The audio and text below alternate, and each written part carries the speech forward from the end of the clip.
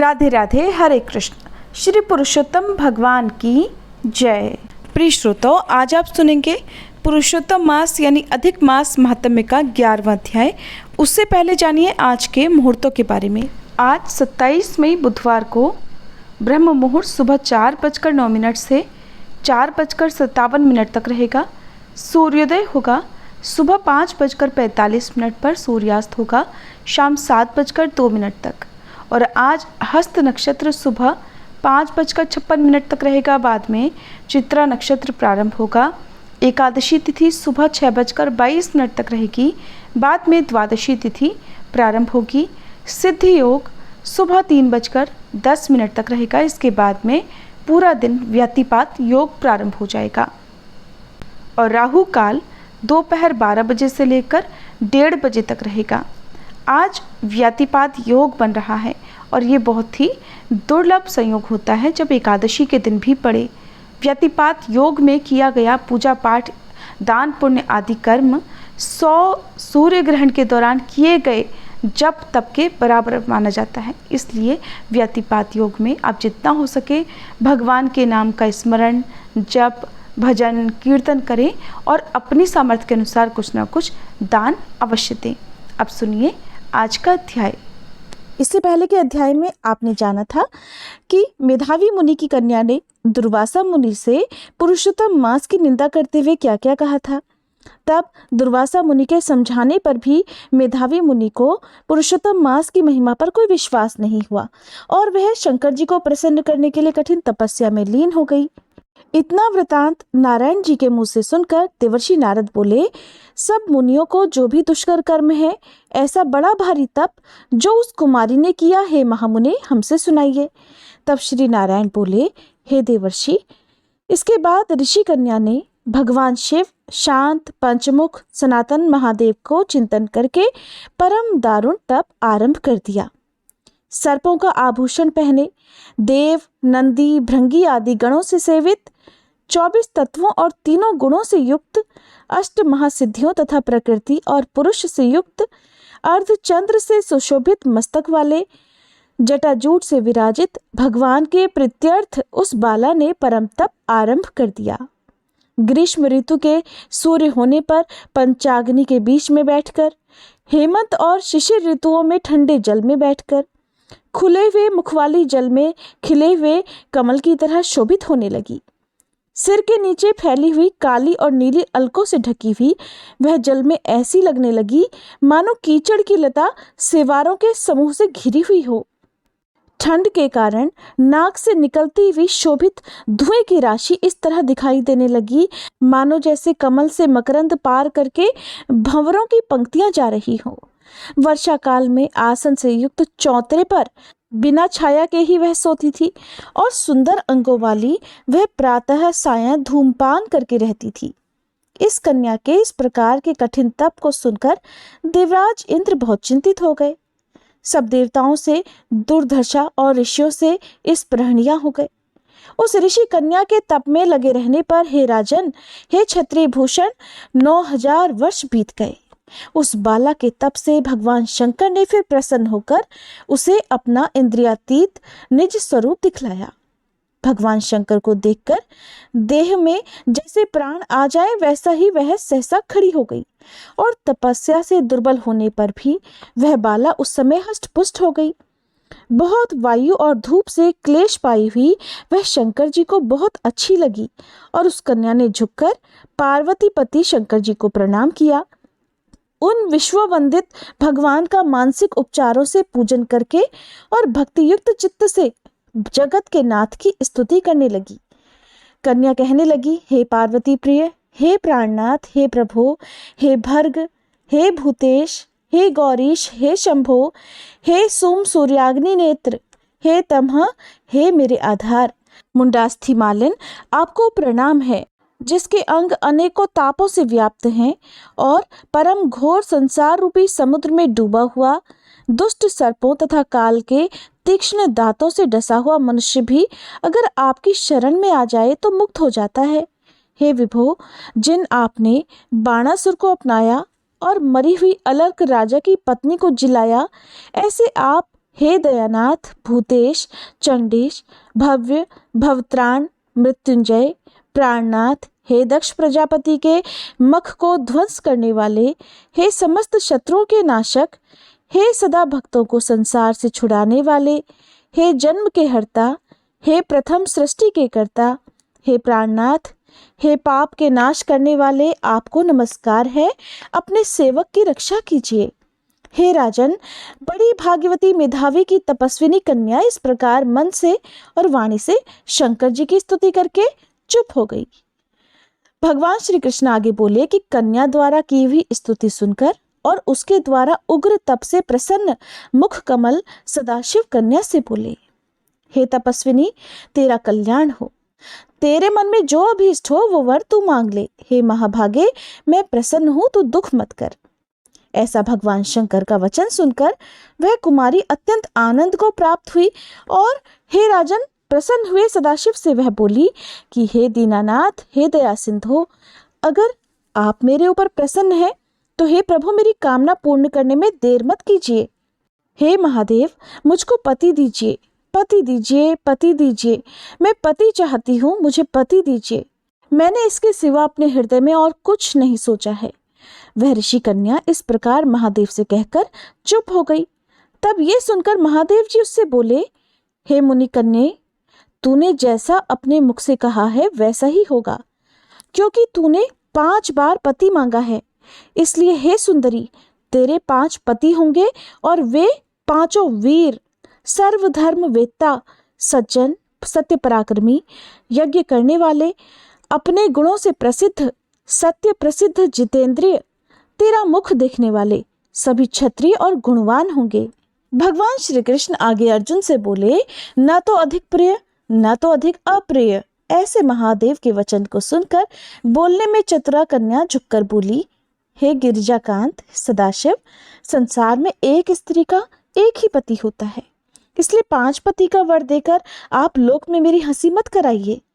एक स्त्री 5 पति वाली न देखी गई है और न सुनी गई है। हाँ, एक पुरुष की 5 स्त्रियां तो हो सकती हैं। हे शंभु, हे कृपानिधे, आपकी सेविका मैं 5 पतियों वाली भला कैसे हो सकती हूँ? आपको मेरे लिए ऐसा कहना उचित नहीं है।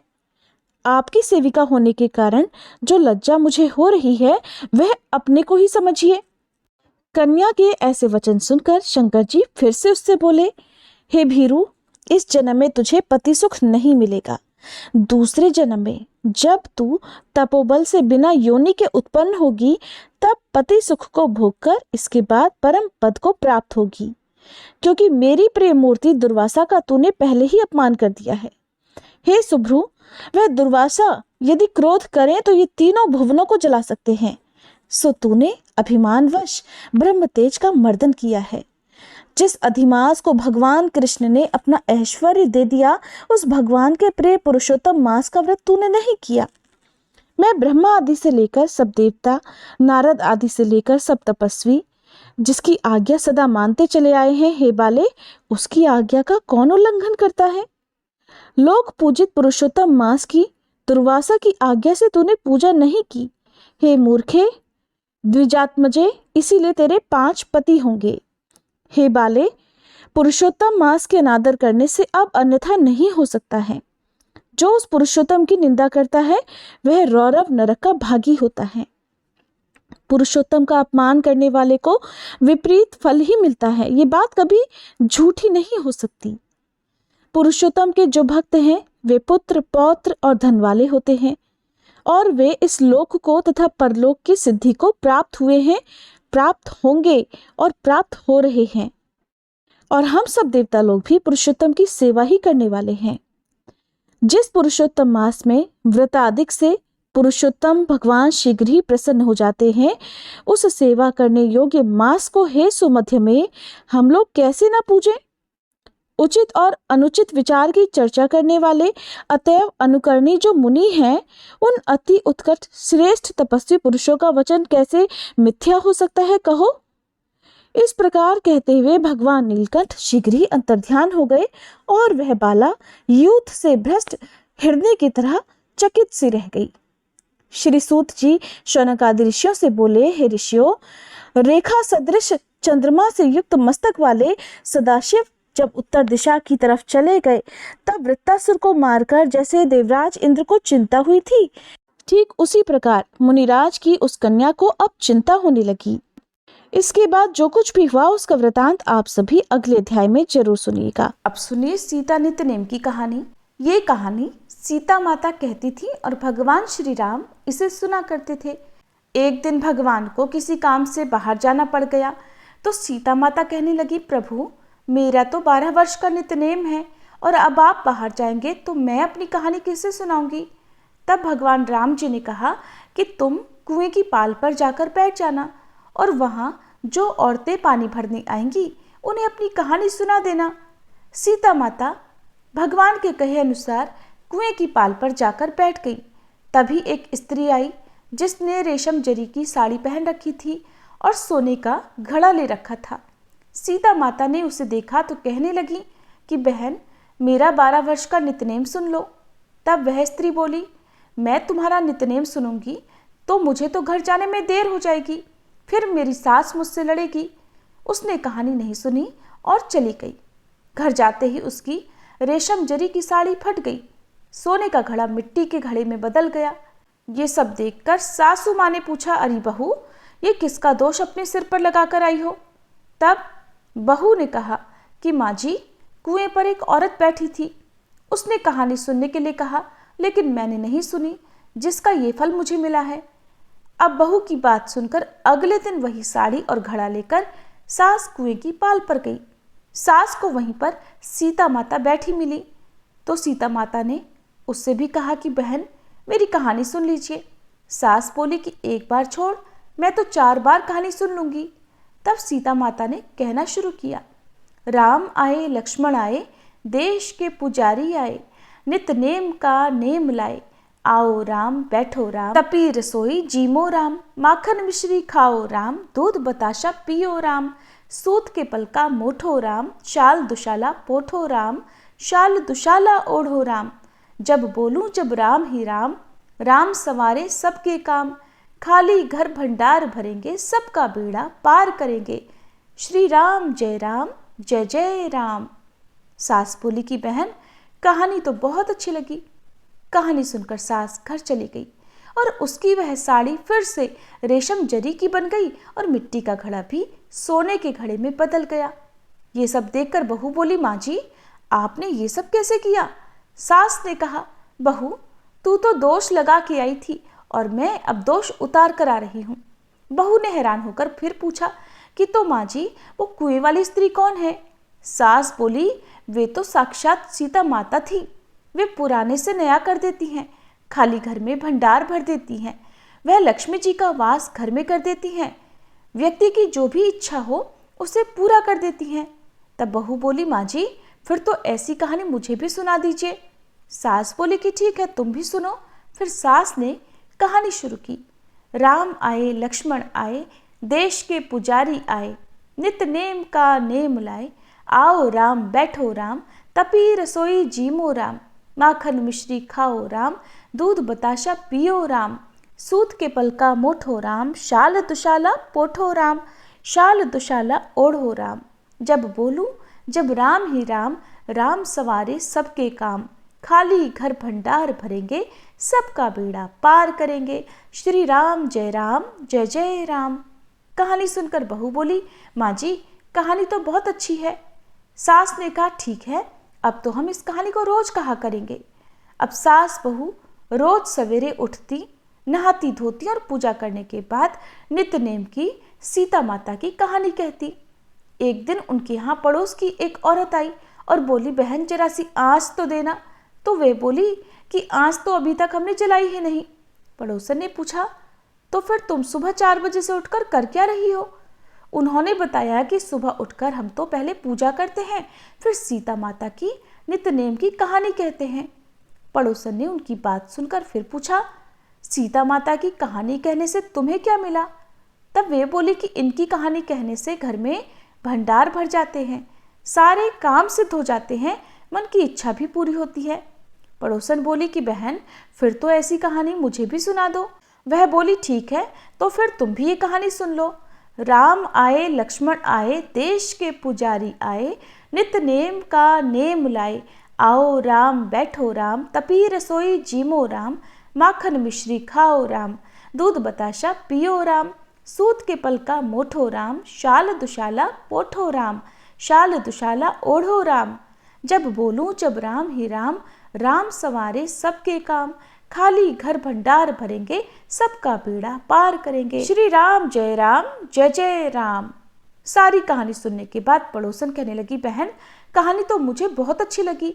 अब वह पड़ोसन भी नितनेम सीता माता की कहानी कहने लगी। कहानी कहने से सीता माता ने पड़ोसन के भी भंडार भर दिए। अब तो पूरे मोहल्ले में नितनेम की कथा चल पड़ी और हर किसी की मनोकामना सीता माता की कृपा से पूरी होने लगी। हे सीता माता, हे जानकी माता, जैसे आपने उनके भंडार भरे वैसे ही हम सबके भी भरना। कहानी कहने वाले के, सुनने वाले के और हुंकार भरने वाले के भी। सभी प्रेम से बोलिए सीता मैया की जय। अब आपको सुनाते हैं ठाकुर जी के एक माली भक्त की कथा। श्री पंढरीनाथ भगवान विट्ठल के भक्तों में संत सावता माली एक महान भक्त हुए हैं। अरणभेड़ी यानी कि अरण गांव नामक गांव इनका निवास था और व्यवसाय से एक माली का काम करते थे। संत सावता माली और इनकी पत्नी जनाबाई दोनों प्रभु की भक्ति में सदा मगन रहते। नागू नाम की इनकी कन्या भी बड़ी उच्च कोटि की भक्त थी। मराठी भाषा में साव का अर्थ चारित्र या सज्जनता होता है और सावता ये भाववाचक शब्द है। सभ्यता, साधारणपन ये इसका अर्थ होता है।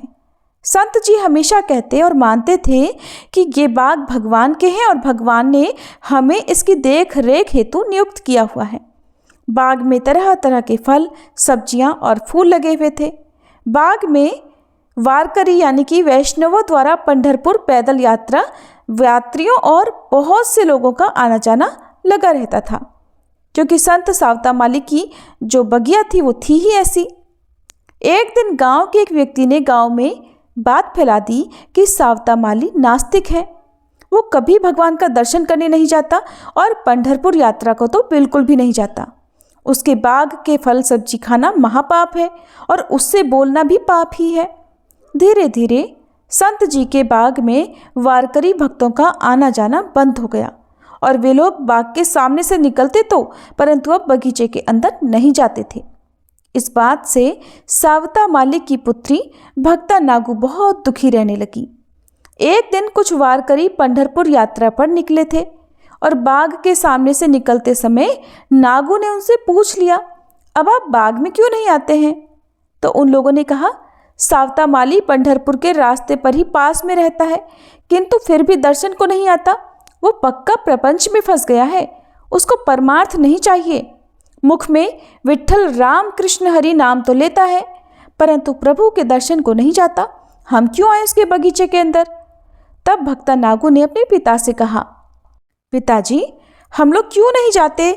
इस बारी पंढरपुर चलते हैं ना, चलिए हम भी सब चलते हैं। तब संत सावता माली कहने लगे, बेटी प्रभु को ये पसंद नहीं आएगा। वो कहेंगे काम छोड़कर यहाँ क्या करने आए हो, और ये बाग भगवान विट्ठल के हैं। काम छोड़कर अगर उनके पास गए तो वो कहेंगे क्यों आए हो यहाँ पर? वहाँ मेरी बगिया सूख गई तो, मेरे बाग बगीचे सूख गए तो मुझे नहीं चलेगा। तुमको मैंने जो काम दे रखा है वो छोड़कर तुम यहाँ क्यों आए हो? क्या करने आए हो? और सच बात ये थी कि सावता माली इतनी ऊंची अवस्था को प्राप्त हो चुके थे कि उनको तो चारों ओर हरि के ही दर्शन होते थे। मुख से हरि का नाम निकलता रहता था, परंतु अन्य लोग इस लीला को नहीं समझते थे। दूसरा उनका भाव था कि यहाँ से होकर संत महात्मा पंढरपुर की यात्रा के लिए जाते हैं तो उन्हें थकान तो होती ही होगी, इसलिए हम उनकी सेवा फल फूल जल आदि से करें, और अगर हम ही बाग छोड़कर दर्शन करने चले गए तो संत महात्माओं की तो सेवा नहीं होगी। संतों के चरणों में इनकी बहुत भक्ति थी, लेकिन साधारण लोग समझते थे कि सावता माली नाम तो जपता है परंतु मंदिर कभी नहीं जाता।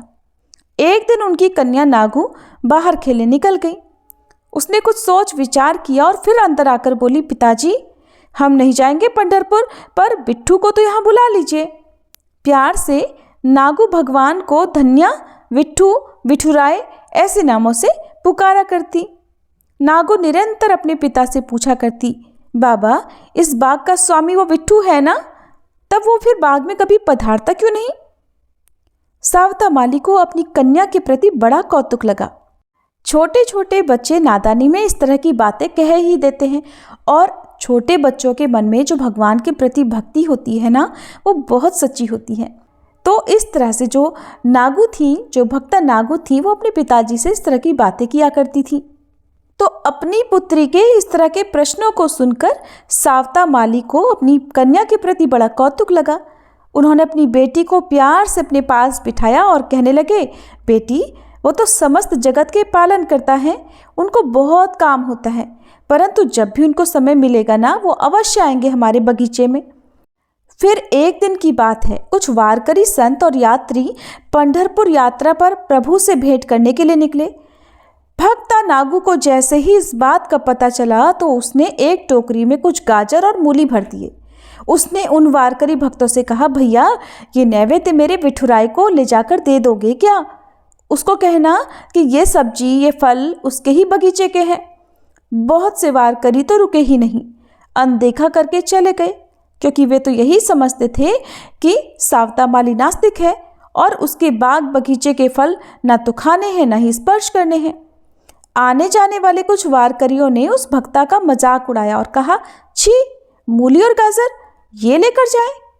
वो उस टोकरी को फेंककर आगे बढ़ गए, परंतु एक बूढ़ा वारकरी भक्त उस कोमल हृदया भक्ता के मन का भक्तिभाव जान गए। उन भक्त ने वो टोकरी उसके हाथों से ले ली और कहने लगे, हाँ बेटी, मैं दे दूंगा ये सब्जी और फल भगवान विट्ठल को। उनकी बात सुनकर नागू को बड़ा आनंद हुआ। तब नागू ने कहा, भैया विट्ठू से कहना कि बाग उसके ही हैं। मेरे माता पिता दिन रात तुम्हारा ही तो नाम जपते रहते हैं, और हाँ, मैं भी उन्हीं का नाम लेती हूँ। विठुराय को कहना, नागू आपकी प्रतीक्षा कर रही है, आप मेरी प्रार्थना निवेदन देकर शीघ्र लौटना, तो दोगे ना मेरा संदेश? आहा! उस भक्ता की वाणी सुनकर उस वारकरी भक्त का हृदय भर आया। निष्पाप, निस्वार्थ और अपार प्रेम। इस कन्या का निमंत्रण सुनकर वो तो जरूर आएगा। उस वारकरी ने कहा, बेटी मैं तुम्हारी प्रार्थना अवश्य निवेदन करूंगा, और हाँ देखना, भगवान भी अवश्य आएंगे। उनका अपने भक्तों पर बहुत प्रेम है। अरणभेड़ी गांव से पंढरपुर लगभग 18 मील की दूरी पर है। वारकरी भक्त ने हाथ में टोकरी ली और चल पड़े। मंदिर पहुंचकर उन्होंने नागू का संदेश वैसा का वैसा भगवान को सुना दिया। उस दिन शाम को बाग का काम पूरा करके संत सावता माली अपनी बेटी नागू से बोले, चलो बेटी घर चलें, तुम्हारी माता प्रतीक्षा करती होंगी। नागू ने कहा, बाबा आज तो वो पांडुरंग आने वाला है, मैंने वारकरी भैया के साथ सब्जी और फल नैवेद्य के रूप में भेजे हैं। शीघ्र लौटना ऐसा भी कहा है। विट्ठू आता ही होगा बाबा, मुझे प्रतीक्षा करनी चाहिए, मैं यहीं ठहरूंगी। संतों ने लिखा ही है, सभी वैष्णवों के हृदय में जिस दिन नागू जैसा दृढ़ विश्वास आएगा, उस दिन भगवान से मिलान अवश्य होगा। प्रहलाद और नागू जैसा दृढ़ विश्वास भगवान की प्राप्ति को सहज बना देता है। अपनी बेटी का ऐसा भगवत प्रेम देखकर संत सावता माली धन्य हो गए। उन्होंने अपनी बेटी को अपने पास बिठाया और कहा, मैं भी रुकता हूँ यहाँ पर। संत सावता माली विठुराय का स्मरण करने लगे। बहुत समय बीत गया, बेटी और पति इधर घर पर नहीं आए, ये सोचकर सावता माली की पत्नी जनाबाई को अब चिंता होने लगी। कुछ देर प्रतीक्षा करने के बाद जनाबाई भी बगीचे में ही आ गई। बेटी की प्रेम अवस्था और प्रभु भक्ति देख जनाबाई की आंखों से भी आंसू बहने लगे।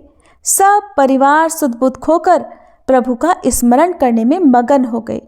नाम जप करते करते पूरी रात बीत गई, किसी को पता ही नहीं चला। नागू ने भगवान का दर्शन प्राप्त करने के लिए बस रट लगा दी थी। यहाँ तक कि उसकी रट ऐसी थी, ऐसी जिद उन्होंने पकड़ ली कि अन्न जल त्याग दिया और भजन में ही लगी रही। उधर बूढ़े वारकरी भक्त ने जैसे ही भगवान को नागू का संदेश सुनाया और फिर प्रणाम किया, उसी क्षण तत्काल प्रभु मंदिर से बाहर चले गए और सीधे संत सावता के बाग में चले गए।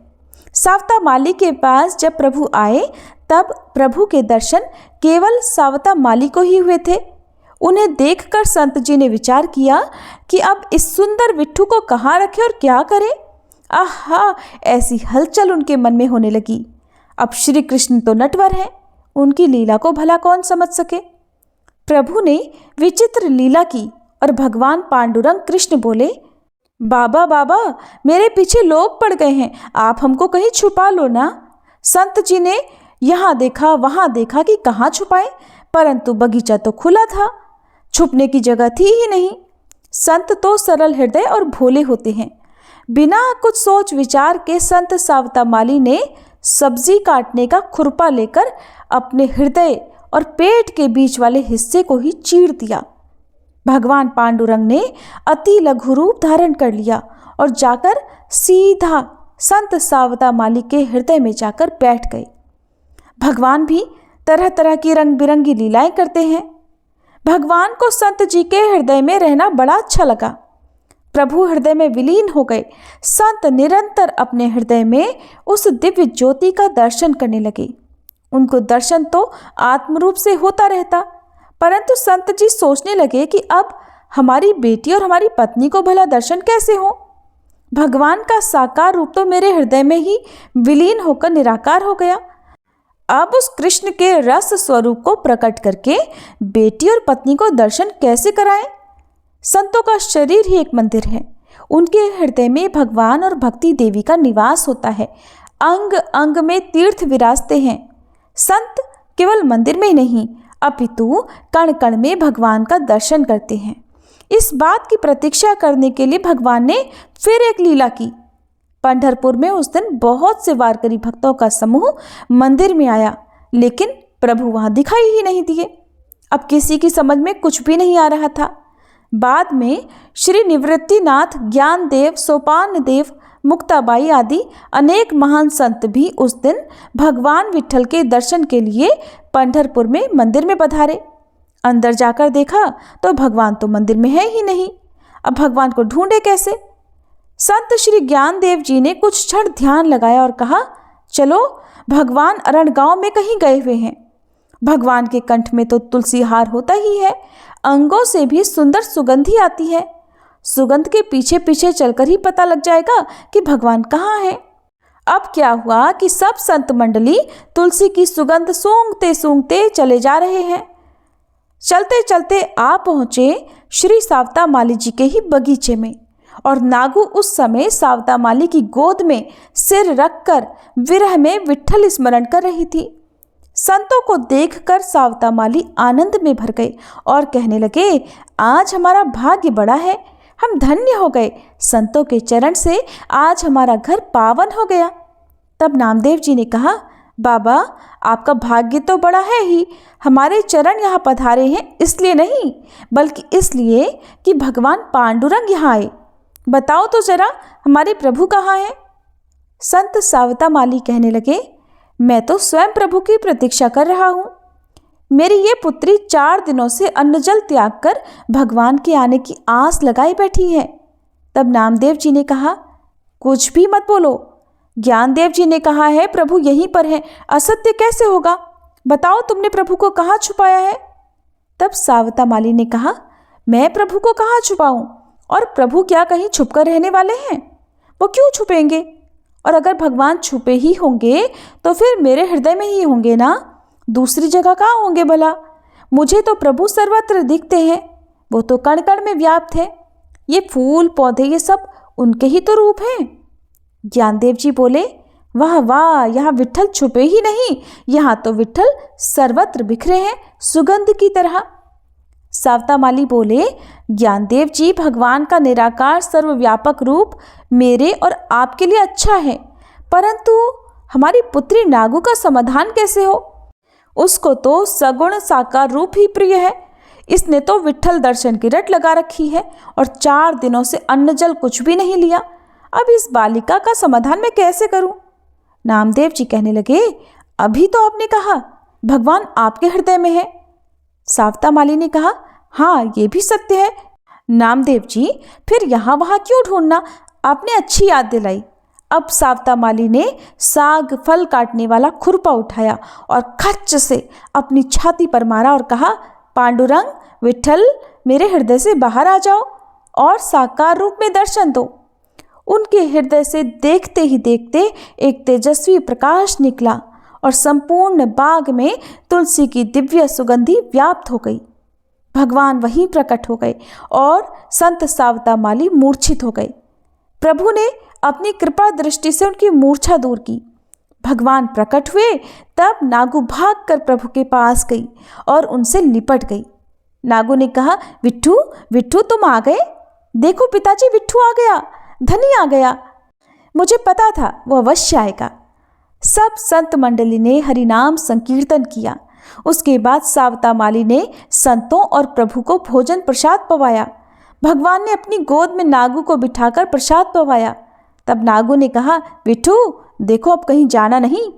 इस पर नामदेव जी बोले, बेटी, यहाँ रहकर कैसे चलेगा? प्रभु को तो जगत के बहुत सारे कार्य करने होते हैं, वे बहुत व्यस्त होते हैं ना, तो यहाँ पर नहीं ठहर सकते।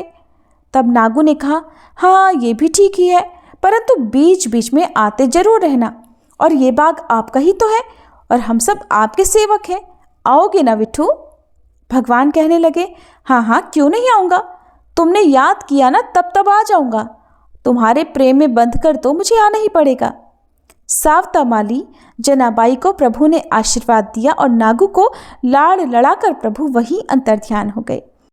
ये थी आज की कथा। सभी मिलकर प्रेम से बोलिए, भक्त सावता माली की जय, भक्ता जनाबाई जी की जय, भक्ता नागू जी की जय। अब सुनिए श्री कृष्ण चालीसा पाठ और तुलसी माता की आरती।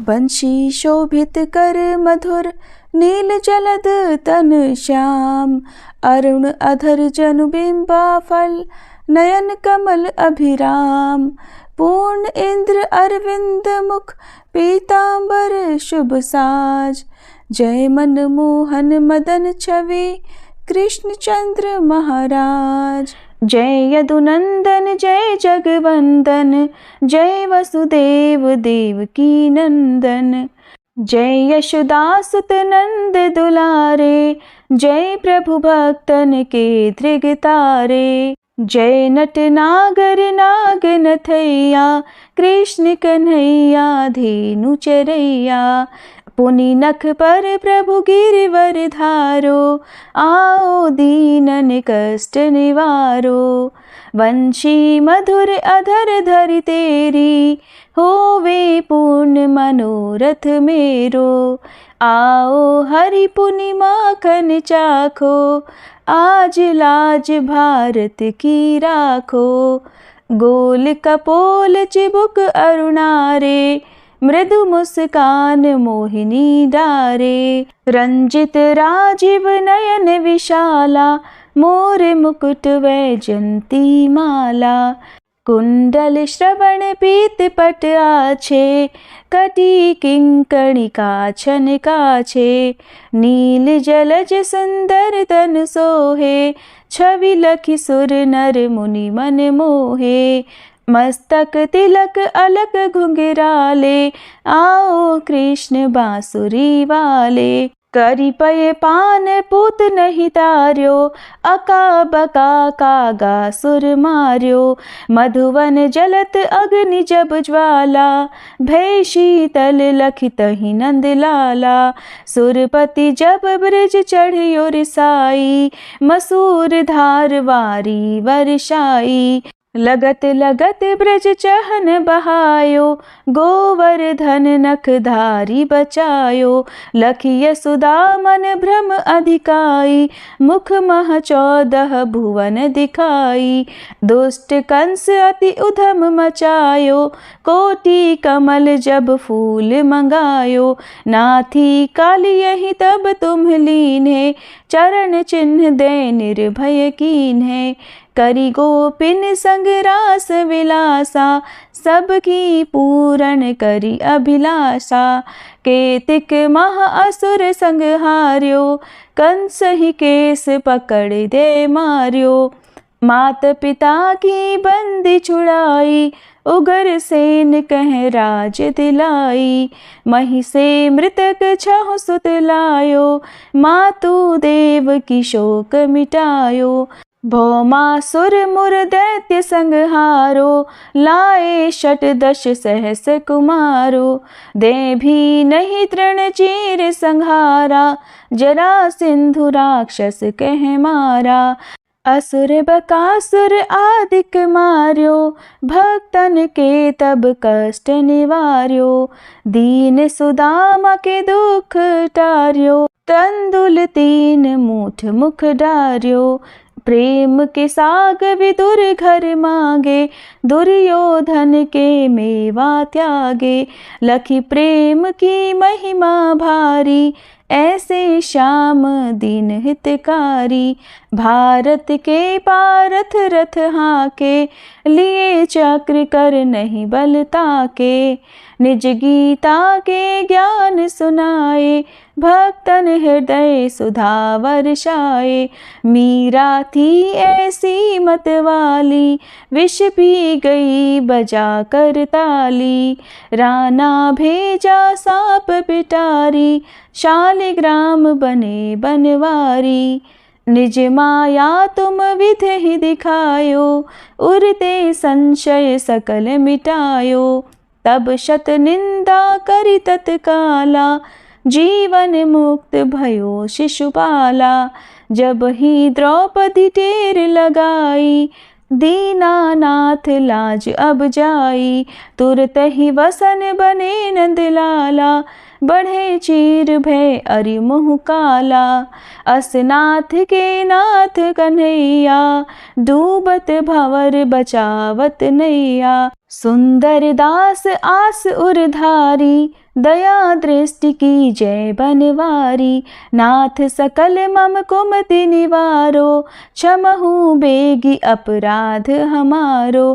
खोलो पट अब दर्शन दीजे, बोलो कृष्ण कन्हैया की जय। बोलो कृष्ण कन्हैया की जय, बोलो कृष्ण कन्हैया की जय।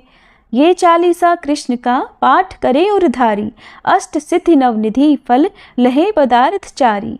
बोलो श्री कृष्ण भगवान की जय।